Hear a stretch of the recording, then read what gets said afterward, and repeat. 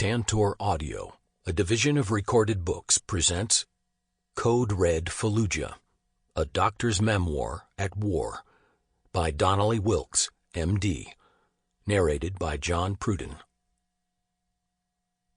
Chapter 1. Origins, September 11th, 2001.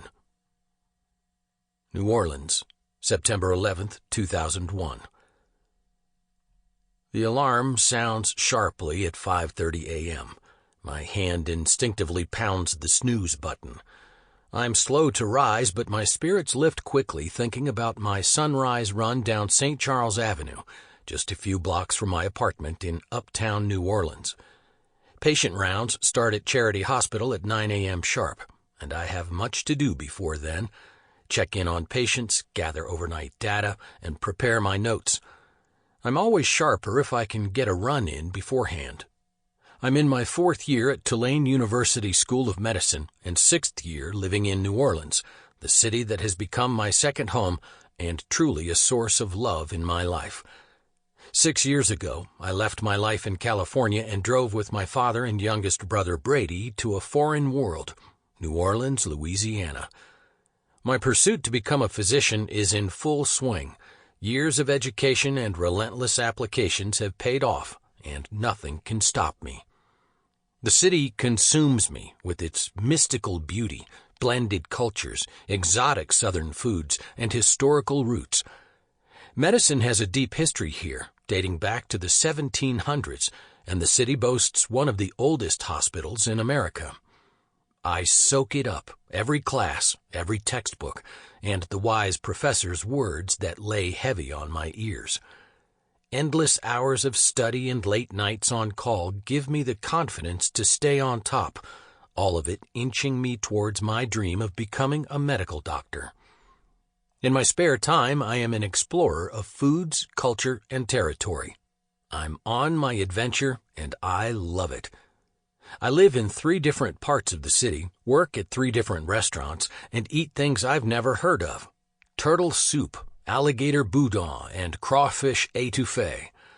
I explore and photograph my travels, often by myself, walking the French Quarter and driving along the bayous. I go to a cemetery, walk among above-ground tombstones, and meet a voodoo queen. After waiting tables at midnight, I hop a Mississippi paddle boat, play poker with my tip money, and drink old fashions with locals until dawn. On Sunday, I walk the inner city, duck into an all-black church, and sing hymns as best I can. I walk the Garden District and along the levee, taking photographs as my witness. One of them sells for $100 at a coffee shop. I wade in water up to my knees during Hurricane Mitch, dance in the end zone at the Louisiana Superdome, and get held up at gunpoint on St. Charles Avenue, escaping unscathed.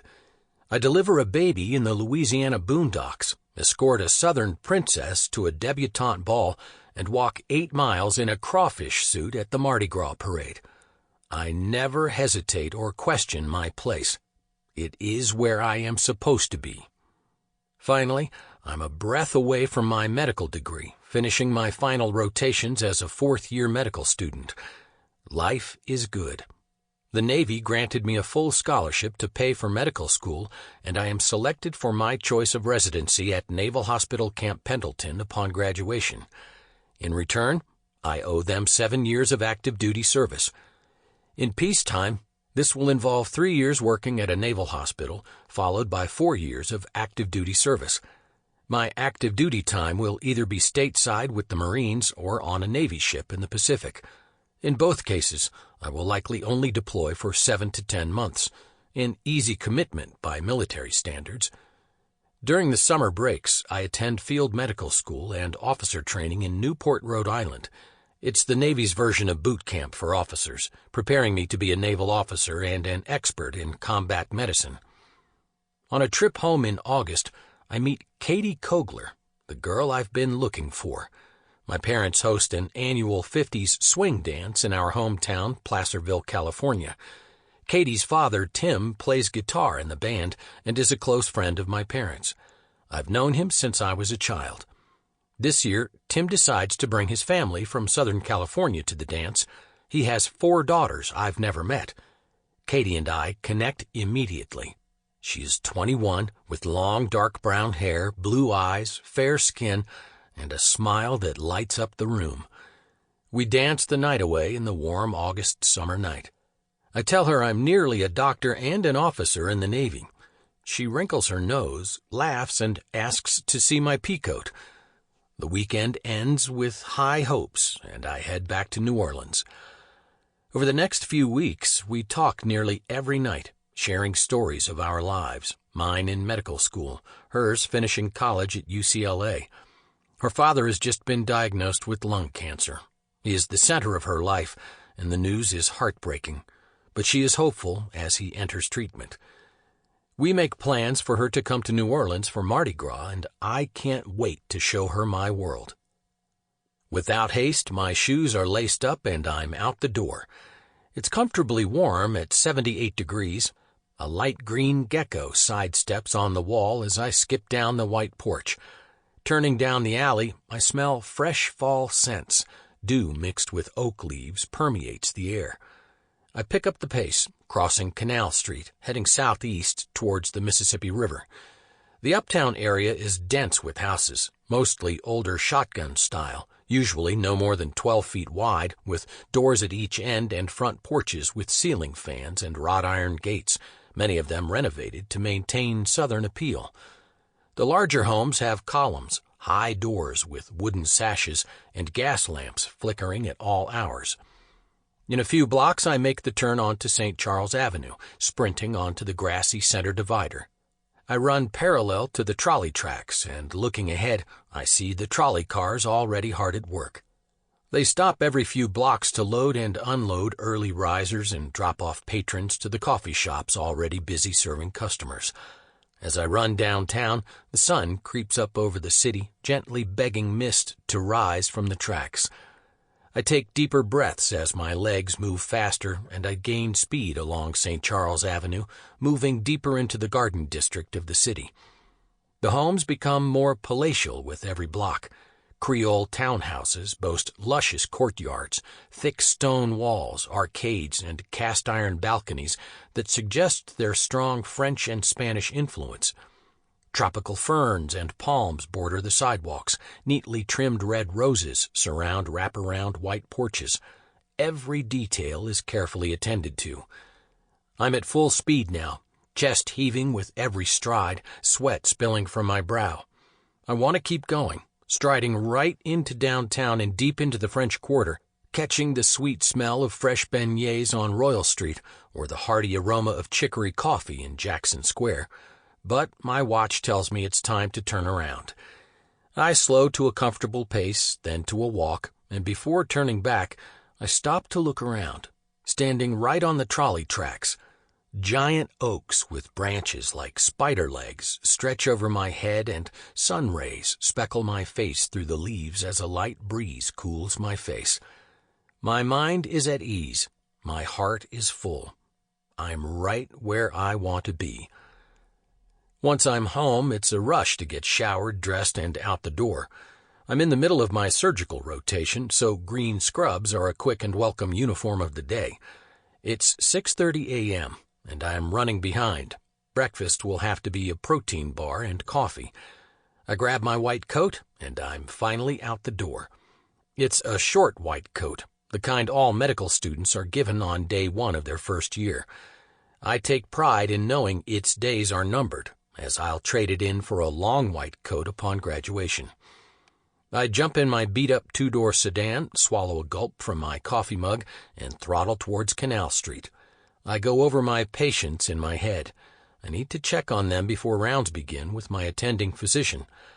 I plan my route through the post-surgical ward of Tulane's hospital, first checking on new lab results, then nursing reports, vital signs, and overnight events. Finally, I'll enter the room of each patient to examine them and address any concerns.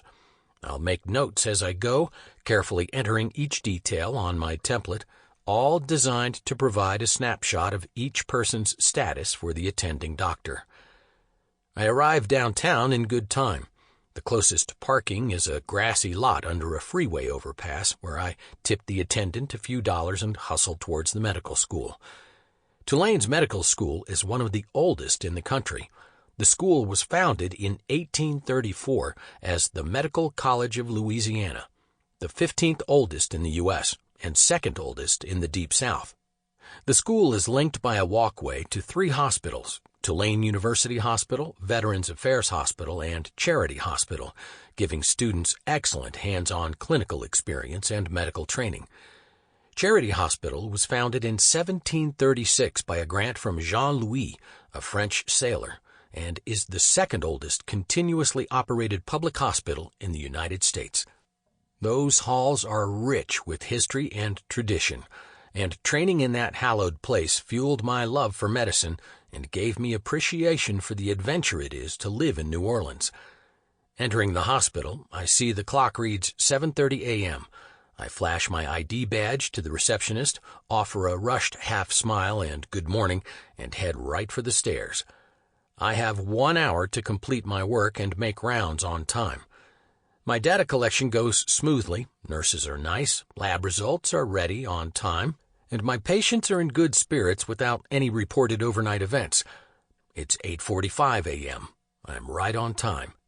Notes in hand and stethoscope tucked into my white coat pocket, I head back to the third-floor walkway from Charity to the medical school. Exiting the double doors onto the breezy walkway, I see friends on the street below hustling into the school, but I wave and keep moving. As I near the end of the walkway, I see a large group of people on the other side of the glass double doors. They're gathered in a half circle, staring at a television mounted on the wall, a common pit stop for coffee and conversation before class. The group seems excessively large, so I slow down to glance at the TV. Smoke rises from 2 buildings as headlines flash, "Both Twin Towers hit by planes, possible terrorist attack." Only now do I see the distress on others' faces and recognize the gravity of what is happening. The United States has been attacked. I'm astonished at the sight of the burning buildings, bewildered at how such a thing could happen to us. A feeling of dread comes over me as I stare at sobbing, terrified New Yorkers running through ashen streets. My sadness quickly turns to anger, and all I can think of is, "Oh God, what can we do now? What happens next?" Amidst the commotion, I remember I still have to meet for rounds, and as I walk through the halls, everyone is talking, sharing details of the tragedy as it unfolds. The rest of the day is somber, all of us realizing that the world is witnessing an unprecedented event, one that will reshape our lives. I have the sense that my Navy commitment will change, transforming from peacetime to wartime. That night, Katie and I talk on the phone about the incomprehensible number of deaths and fears for our future. I share with her my sadness over the level of hatred in the world and frustration about what to do about it. I tell her my life will change. I'm still 6 months from graduation and active duty, so I'm not sure exactly how, but I tell her momentum has shifted, and so will my life as a naval officer. Graduation comes quickly in July 2002. My whole family comes out for the occasion. It's the first time they have all been together with me in New Orleans. In order of birth, we are Riley, Donnelly, John, Michael, and Brady, with 10 years of difference between the oldest and the youngest. Riley and I are identical twins, sharing a parallel life since day one. Like many twins, we have a special bond. On challenging days, we battle it out to no end, seeking only to best the other. But always find our common blood will surmount any ill will, and our friendship as brothers will see us through the most difficult parts of our lives. My father is Michael Richard Wilkes. He is a self-trained carpenter and a sheriff as his second career. He grew up in the San Fernando Valley of Southern California, moving to our home in Northern California after marrying my mother, Janet Louise Zemba. He preferred to spend the weekends coaching his boys in baseball and tending to our 5 acres. Conservative, loving, and patriotic, he was everything I wanted to be. He was demanding and hard-working to a fault, and I vowed to take my education as far as I could go, which took me away from the type of work he loved as a carpenter. My dad taught me to shake a man's hand and look him in the eye, and that honesty is paramount. It is him I looked up to and mirrored as I grew into manhood. My mother, on the other hand, possessed that subtle combination of kindness, humor, and wit that sanded my rough edges smooth. She calmed my senses and showed me the tender sides of life. Her voice mellowed my pains and fears when circumstances seemed their worst, and her kindness showed me the meaning of empathy towards others. She helped me trust in myself and the paths I chose in my life. We are a family with military and law enforcement origins. My grandfather, Lieutenant John Richard Wilkes, was a World War II P-38 fighter pilot. He was shot down by the Germans in North Africa, and he survived and went on to serve in the Korean War. He married my grandmother, Kathleen Donnelly, and was part of what Tom Brokaw has coined the greatest generation. In all my memories, their patriotism was unfailing through triumph and tragedy. America was their home team with steadfast devotion. They lived just down the street from us for most of my life. My father built their home overlooking the Sacramento Valley, with a flagpole planted in the front lawn that every passer-by would be sure to see. Each morning, like clockwork, my grandfather raised the stars and stripes with pride, and every evening they were retired until the next dawn. The Army rejected my father for an abdominal injury when he volunteered for the Vietnam War at age 18, and the Los Angeles Police Department turned him down for the same reason at age 19.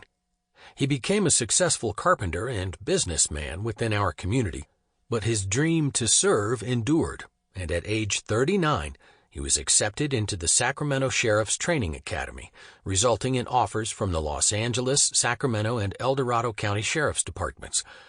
My father and mother were involved in almost every step of my life, and with few exceptions, I relied on their counsel to guide my decision and help me trust in my leaps of faith. Katie and her family fly to New Orleans for my graduation. Her father's lung cancer has advanced, but despite the hardship since we started dating, our families have grown closer. Our week is filled with celebration, food, and talk about our future. Everyone revels in the sights and sounds of the city, eating, toasting, and dancing the night away in the French Quarter. Katie and I are committed to our relationship, planning a life together in California. After I start my family medicine residency at Naval Hospital Camp Pendleton, she will move closer to me in San Diego and continue working in sports media advertising. My graduation is held in a New Orleans theater downtown. After speeches conclude, we parade down the center aisle with Mardi Gras umbrellas held high, dancing to music and waving to the crowd like rock stars. I grin with excitement as my family and Katie clap me down the aisle like a celebrity. I'm overjoyed to put on that white coat and start practicing my craft. The ceremony concludes for all graduates except those entering the military. We are escorted from the theater stage to a separate room on the side. It's a small room with white folding chairs, a small podium at the front, and a desk in the center with official orders for each new officer to sign. We seat ourselves in a single row, and a naval officer enters the room, prompting us to stand at attention and raise our right hands as the oath of office is read aloud. I, name, do solemnly swear that I will support and defend the Constitution of the United States against all enemies, foreign and domestic, and that I will bear true faith and allegiance to the same, that I take this obligation freely without any mental reservation or purpose of evasion, and that I will well and faithfully discharge the duties of the office on which I am about to enter. So help me God. Each of us responds in unison, "Yes, sir, I will." That's it. Short and sweet, yet solidifying our future in the military for a minimum of 7 years. I am officially a lieutenant in the United States Navy. My heart swells with pride and accomplishment, yet I'm feeling a little uneasy, keenly aware my future in the Navy is uncertain. The horrific events of September 11, 2001 are still fresh in my mind, and there are rumors in military circles about a possible U.S. invasion. The rumors are only speculation, but enough to make me feel edgy and on alert, curious what my future holds as my Navy commitment commences. The next 12 months are packed from August 2002 to July 2003.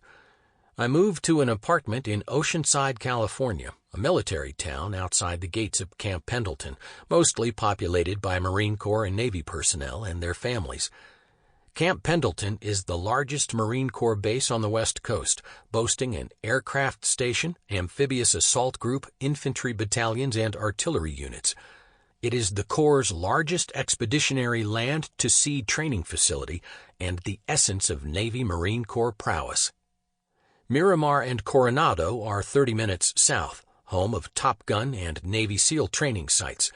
It's all there to train the best, most advanced operational fighting force in the world. Combine this with 11 miles of undeveloped, beautiful California coastline, and you can't help but feel patriotic when you arrive. Katie lives 40 minutes away in Old Town, San Diego. We talk every day and see each other as much as possible. She supports my every move, sacrificing her opportunities as a sports journalist to stay near me. Picturing my life with her is easy. Her relentless pursuit of happiness and fun are contagious. I feel calm and forget the challenges of internship when we're together, and I'm quickly falling in love with her. When we have time off, we hike, mountain bike, and take short trips. Our favorite destination is a small village called Puerto Nuevo, south of the San Diego-Mexico border. From my apartment, we can make it there in 2.5 hours for fresh lobster, homemade tortilla soup, guacamole, and margaritas, all for under $50. Katie will never let me miss out on a good time, and it keeps me sane during my internship year. After a few more months, we are engaged and planning our future. I feel my life is full and everything is moving in the right direction. The Naval Hospital is 10 miles inland on Camp Pendleton. Since the 1960s, it has cared for active duty members, veterans, and their families. The first year of training is my internship, the most demanding of any 3-year residency. Working hours are long, typically 12 to 14 per day, with on-duty call every third night and expectations to move fast, learn quickly, and not fall behind. I rotate through all medical specialties required of a family physician: internal medicine, obstetrics, gynecology, minor surgery, dermatology, pediatrics, neurology, geriatrics, and more, all designed to hone my skills as a physician and prepare me to practice independently.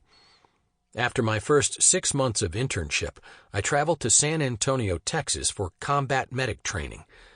During the 4 weeks, I studied combat trauma and learned modern techniques in field care under fire and tactical patient evacuations. It concludes with a 2-day mock war designed to emulate live combat trauma with everything from simulated gunfire and mortars to wounded Marines with moulage blast wounds and helicopter medevacs. During the medical and field training, I often feel pushed to my limit, exhausted from the sheer number of hours on duty, and at the brink of my ability to retain information. Although I have transient doubts and worries about my ability to endure, the seeds never take root. My attitude remains positive, and I rebound quickly with renewed determination to bring on the next challenge. I have stars and stripes in my eyes, feeling that this life suits me. I like wearing my camouflage uniform, being in the field, and saluting the flag. I'm proud when I get to say, I'm a naval officer and physician. I like the feeling of being pushed to the edge, even beyond my comfort zone, knowing I can recover and excel. At each phase of my training, I'm thinking about the future, optimistic, but slightly uneasy about where I may end up. I feel like I've overcome serious obstacles to get to this point, but I'm craving more stability in my life. I know a military life doesn't fit this model, but I hope my time in the Navy will eventually be a means to this end. In March of 2003, combined forces from the United States, the United Kingdom, Australia, and Poland invade Iraq. The main body encounters little resistance as the Iraqi army is swiftly defeated, and by April 9th, coalition forces occupy Baghdad. Saddam Hussein and central leadership go into hiding as U.S.-led occupying forces settle in. My internship year is nearing completion. We receive periodic updates on military operations at our monthly staff meetings. Tensions remain high, especially in the Anbar province to the west of Baghdad, but no orders have been passed down to mobilize or deploy. My faith in God is strong and helps me to persevere, but it wasn't always that way. I was raised Roman Catholic, and my whole family has Catholic roots.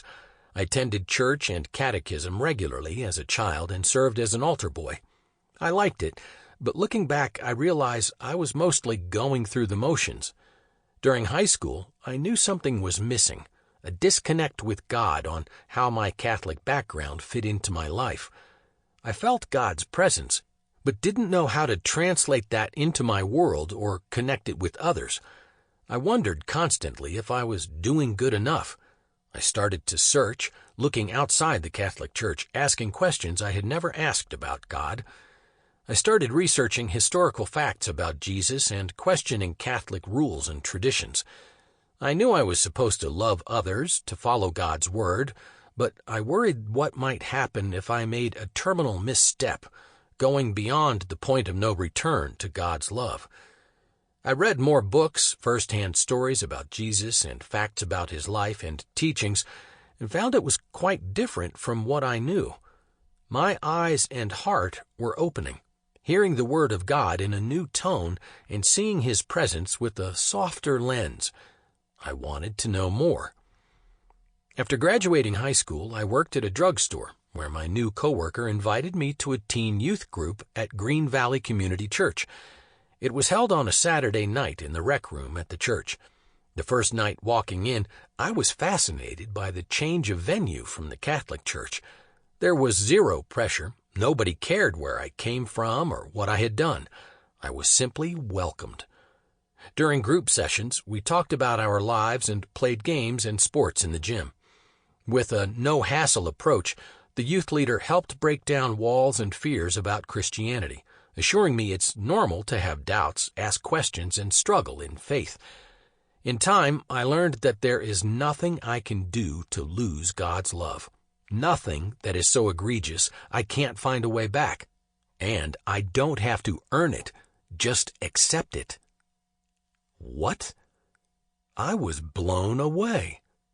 I felt God's presence in a new way, connecting with Scripture in the Bible and literature from Christian scholars unlike before. I attended youth group regularly and felt like a new chapter was opening for me, wearing my faith like a new pair of shoes that lightened my load. By the time I left for college at age 21, I felt confident about my Christian faith and its place in my life. At the same time, I knew I was a rookie, still in the infancy of my faith. I expected to stumble and make mistakes and realized it requires work and growth to solidify a relationship with God, but I knew it was there for the taking if I wanted it. Graduation from internship is scheduled for July 15, 2003, confirming 2 milestones. I've passed my board examination, and I am licensed to practice medicine as an independent physician. I'm feeling a sense of great accomplishment and confidence, but with this comes another fork in the road and yet another big decision. Following internship, I can choose one of 3 paths. First, continue residency at the hospital for 2 more years, finalizing all required training as a physician, then serve on active duty for 4 years. Second, leave residency to serve on active duty for 2 years with the Navy Fleet, called Going Blue Side, then return and complete residency. Third, leave residency to serve on active duty with the Marines for 2 years, called Going Green Side, then return and complete residency.